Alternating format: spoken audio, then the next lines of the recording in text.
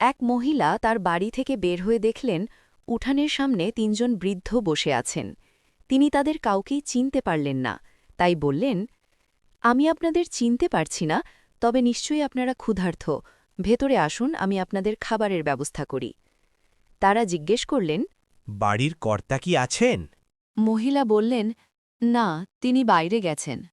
তখন তারা বললেন, তাহলে আমরা ভেতরে যেতে পারব না।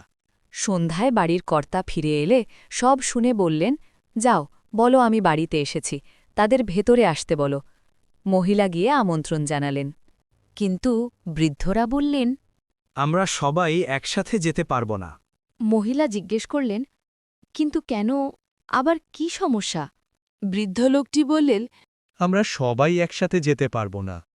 মহিলা অবাক হয়ে জিজ্ঞেস করলেন, কেন? তখন একজন বললেন, আমাদের একজনের নাম সম্পদ, একজনের নাম সাফল্য, আর আমার নাম ভালোবাসা। তুমি আগে ঠিক করো কাকে ভেতরে ডাকবে।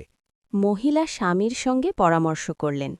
স্বামী বললেন, চলো সম্পদকে ডাকি, তাহলে আমরা ধনী হব। কিন্তু স্ত্রী বললেন, না, সাফল্যকে ডাকাই ভালো।